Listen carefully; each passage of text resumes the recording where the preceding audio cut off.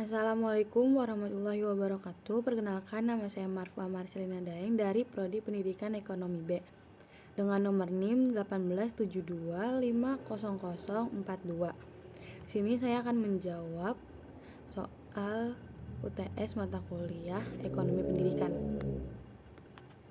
Yang pertama, jelaskan apa yang melatar belakangi munculnya pemikiran ekonomi pendidikan.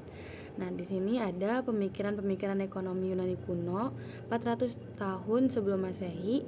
Pada masa Yunani kuno, pemikiran ekonomi masih menjadi bagian dari filsafat, yaitu filsafat moral. Nah, yang kedua ada pemikiran-pemikiran ekonomi Yunani kuno Plato 427 sampai 347 tahun sebelum Masehi.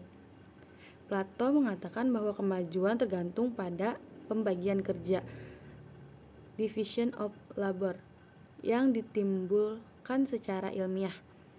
Yang ketiga ada Aristoteles dan Xenophon. Kemudian ada pemikiran skolatif pada abad ke-13. Nah, pemikiran ini mendapatkan pengaruh kuat dari ajaran agama. Kemudian ada pemikiran skolastik Albertus Magnus dan Thomas Aquinas. Selanjutnya ada pemikiran aliran merkantilis.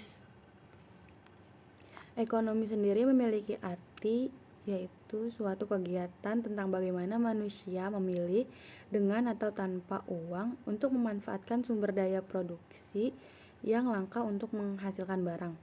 Sedangkan pendidikan merupakan proses pelatihan dan pengembangan pengetahuan, keterampilan, pemikiran, watak, dan lainnya.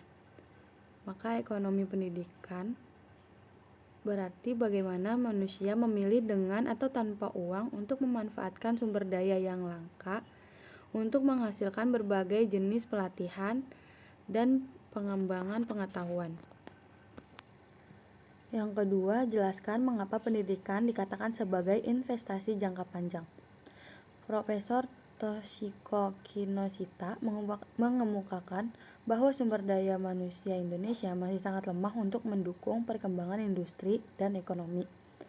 Penyebabnya karena pemerintah selama ini tidak pernah menempatkan pendidikan sebagai prioritas terpenting. Tidak ditempatkannya pendidikan sebagai prioritas terpenting karena masyarakat Indonesia, mulai dari yang awam hingga politisi dan penjabat pemerintah, hanya berorientasi mengejar uang untuk memperkaya diri sendiri dan tidak pernah berpikir panjang. Pendapat guru besar Universitas Budaya Jepang tersebut sangat menarik untuk dikaji, mengingat saat ini pemerintah Indonesia mulai melirik pendidikan sebagai investasi jangka panjang.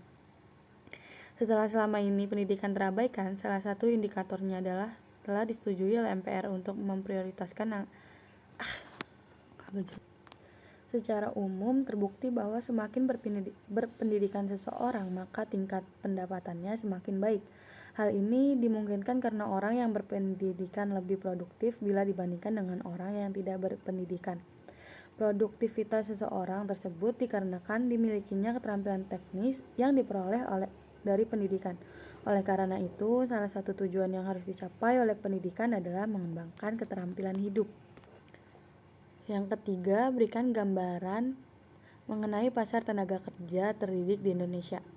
Tenaga kerja terdidik merupakan tenaga kerja yang melakukan sebuah pekerjaan berdasarkan pendidikan yang dimilikinya.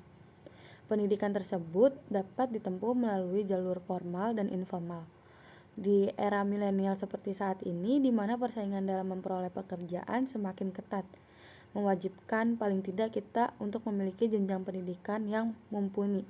Karena mau tidak mau, standar yang diterapkan setiap perusahaan cukup tinggi, sehingga jika kita memiliki tingkat pendidikan yang biasa saja serta keahlian di bawah rata-rata, Anda akan sangat kesulitan untuk bisa bersaing di dunia kerja.